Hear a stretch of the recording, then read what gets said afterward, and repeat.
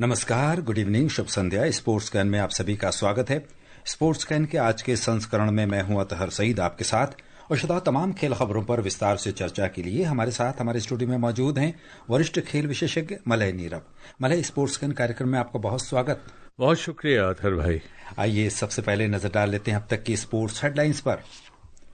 भारतीय निशानेबाज सुरुचि सिंह ने महिलाओं की 10 मीटर एयर पिस्टल फाइनल में जीत के साथ ISSF विश्व कप की इस स्पर्धा में लगातार तीसरा स्वर्ण पदक जीता। दक्षिण अफ्रीका और ऑस्ट्रेलिया के बीच विश्व टेस्ट चैंपियनशिप फाइनल के तीसरे दिन का खेल जारी। भारतीय जूनियर महिला हॉकी टीम ने बेल्जियम को 3-2 से हराकर यूरोप दौरे में लगातार तीसरी जीत दर्ज की। और Delhi international open grand masters शतरंज टूर्नामेंट में भारतीय ग्रैंड मास्टर अभिजीत गुप्ता ने एकल बढ़त हासिल की।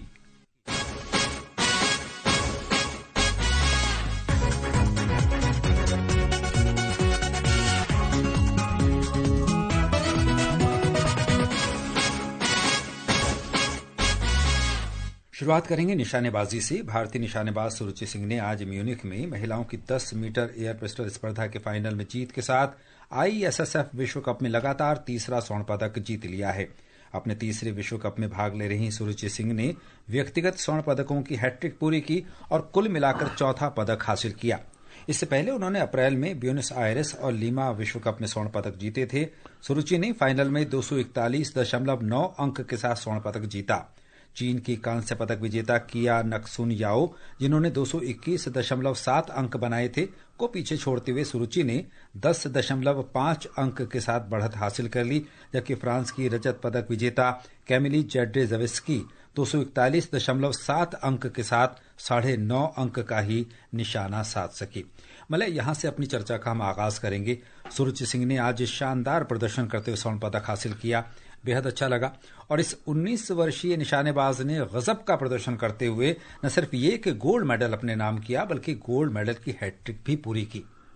बिल्कुल, झज्जर हरियाणा की रहने वाली 19 वर्ष की निशानेबाज, जिसने सुरुचि सिंह ने पूरे भारत के लिए और निशानेबाजी की दुनिया के लिए एक नई उम्मीद सामने लेकर वो आई हैं, नई उम्मीद पैदा की है।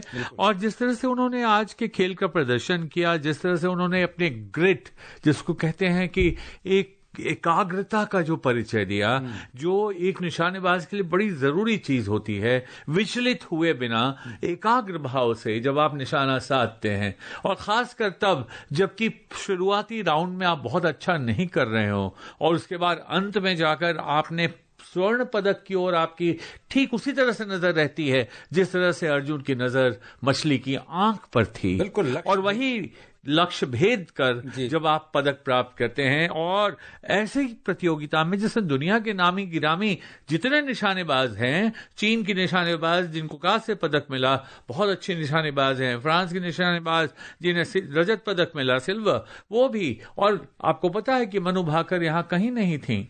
तो एक नई उम्मीद जगती है। जब निशानेबाजी में भारत आगे बढ़ने लगा तो कहा जाने लगा कि पता नहीं अब आगे क्या होगा। जब राज्यवर्धन राठौड़ ने एथेंस में खाता खोला था रजत पदक के साथ, और उसके बाद अंजलि आई थी महिला निशानेबाज के रूप में, अंजलि भागवत, तब से लेकर आज तक अगर आप देखें तो हर वर्ष निशानेबाजी में अचूक निशाना साधने में भारत की महिलाएं और महिला निशानेबाज पीछे नहीं रही हैं, प्रगति की है लगातार। कुल मिलाकर मलय कहा जा सकता है कि निशानेबाजी में न केवल हम बेहतर प्रदर्शन कर रहे हैं, बल्कि इस स्पर्धा में हमारा भविष्य भी उज्जवल हमें नजर आ रहा है, और ये कहीं न कहीं हमारी सरकार के सार्थक प्रयासों का भी परिणाम कहा जा सकता है। बिल्कुल, देखिए, जिस प्रकार से प्रतिभाओं को कम उम्र में पहचान कर उनको तराशने का काम खासकर खेलो इंडिया के माध्यम से किया गया, और मनु भाकर उसकी उदाहरण है, जो कि हालांकि इस प्रतियोगिता में 25वें स्थान पर रही हैं। लेकिन अगर आप देखें तो इस प्रतियोगिता में अभी जो ISSF वर्ल्ड कप की जो बात हम कर रहे हैं, इसमें भारत के 3 पदक आ चुके हैं।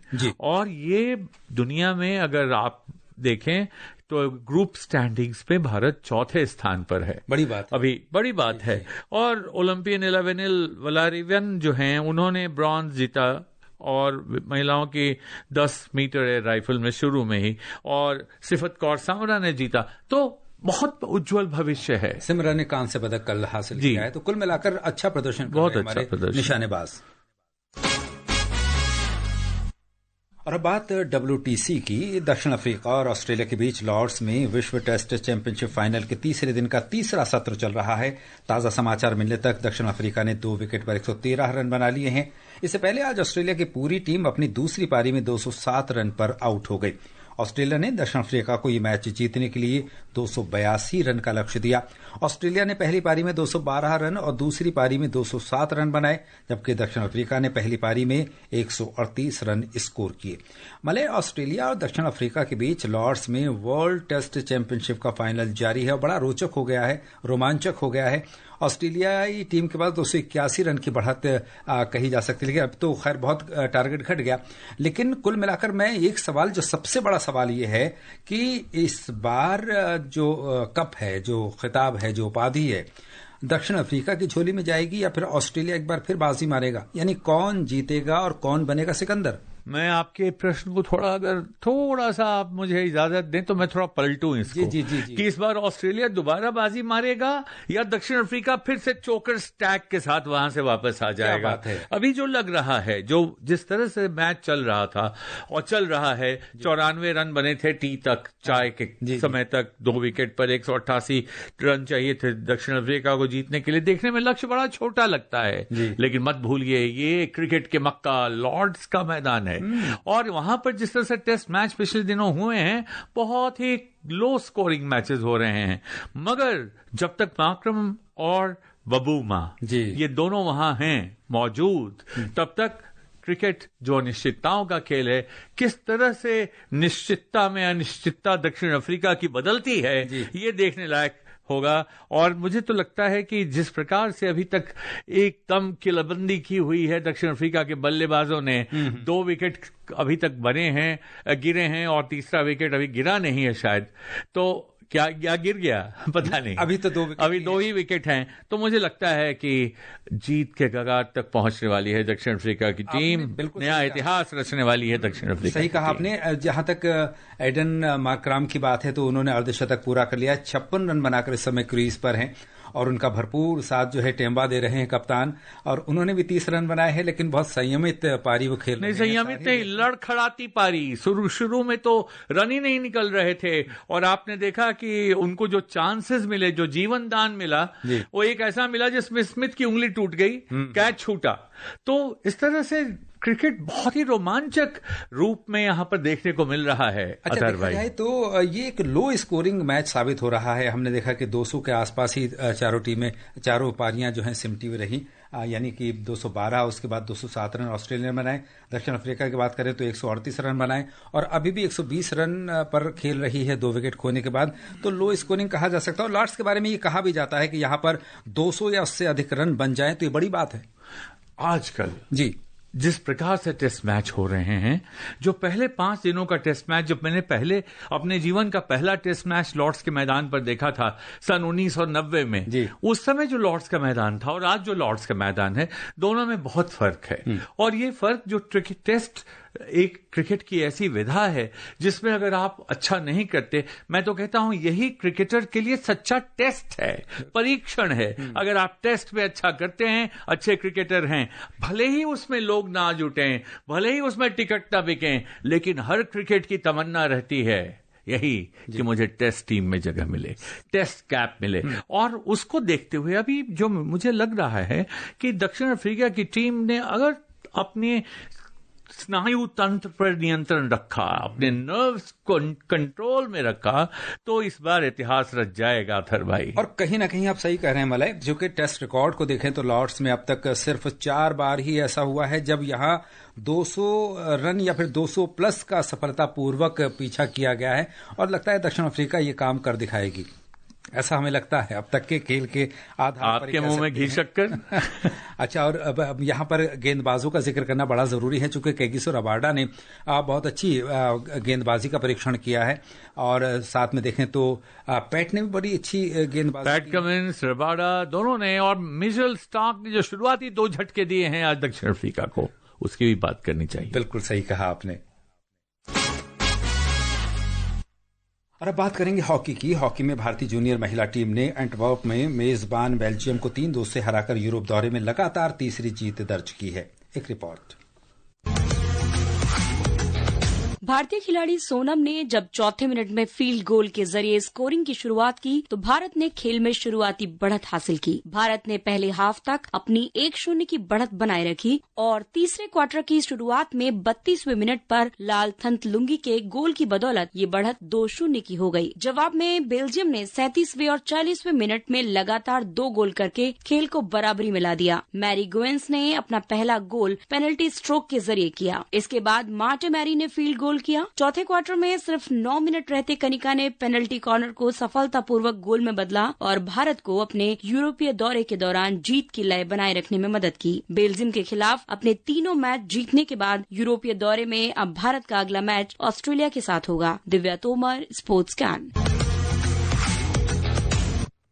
मलय, भारतीय हॉकी के लिए बड़ी अच्छी खबर कह सकते हैं क्योंकि भारतीय जूनियर हॉकी टीम ने अपने यूरोपीय दौरे पर लगातार तीसरी जीत हासिल की है और वो भी बेल्जियम के खिलाफ, जो कि साधारण टीम नहीं है।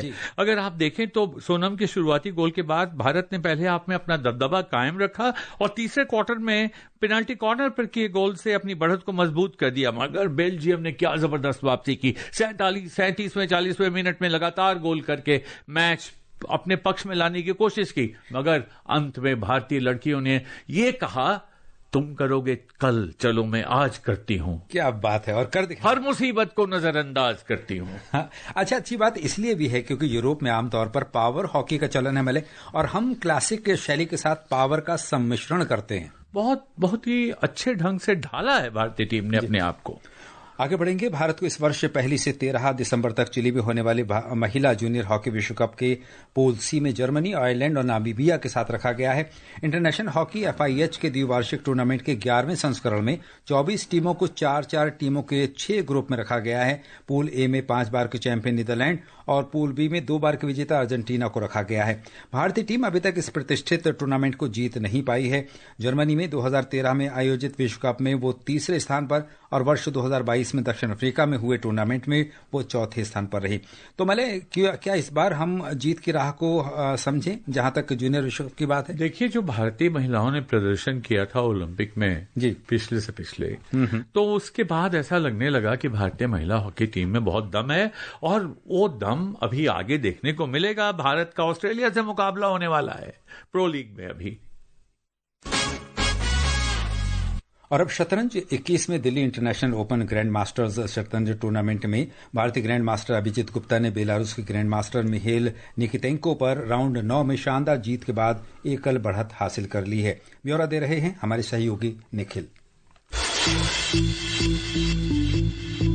इस जीत के साथ अभिजीत अब 9 राउंड में 8 अंकों के साथ लीडर बोर्ड में शीर्ष पर हैं। प्रमुख मुकाबलों में आर्मेनिया के ग्रैंड मास्टर मैमिकोन खारेब्यान और भारतीय ग्रैंड मास्टर SL नारायण ने ड्रॉ खेला, जिससे दोनों के 7-7 अंक हो गए। वियतनाम के ग्रैंड मास्टर गुयेन वान हुई ने भारत के ग्रैंड मास्टर दीप्त्यान घोष को ड्रॉ पर रोका, जिससे इन दोनों के भी 7-7 अंक हो गए। स्वीडिश ग्रैंड मास्टर विटाली सिवुक ने ग्रैंड मास्टर नितिन S के साथ ड्रॉ खेला, जिससे वे 7 अंकों के समूह में बने रहे। इस बीच ग्रैंड मास्टर आदित्य S सामंत ने बेलारूसी ग्रैंड मास्टर अलेक्जेंड्रोव पर महत्वपूर्ण जीत दर्ज की, जिससे उनके 7.5 अंक हो गए। अखिल भारतीय शतरंज महासंघ के तत्वाधान में आयोजित इस टूर्नामेंट में 20 से अधिक देशों के 2500 से अधिक प्रतिभागी भाग ले रहे हैं, जिनमें 24 ग्रैंड मास्टर भी शामिल हैं। अब इस प्रतियोगिता में केवल एक दौर बचा है और रोमांचक फाइनल के लिए मंच तैयार है, जिसमें अभिजीत गुप्ता अपनी बढ़त को ऐतिहासिक चौथे दिल्ली GM ओपन खिताब में बदलने की कोशिश करेंगे। Nikhil Kumar, sports can. और शताब, अब घड़ी की सुइयां बता रही हैं कि आज का समय बस यहीं तक, यानी अब समय हो चला है आपसे विदा लेने का। कल फिर मिलेंगे कुछ और ताज़ा खेल खबरों के साथ। मले, आप हमारे स्टूडियो में आए और तमाम खेल खबरों पर आपने हमारे साथ बहुत विस्तार से चर्चा की, इसके लिए आपका बहुत धन्यवाद। आपका भी और श्रोताओं का भी। और शताब, इसी के साथ स्पोर्ट्स कैन की पूरी टीम के साथ अतहर सईद को अनुमति दीजिए। नमस्कार।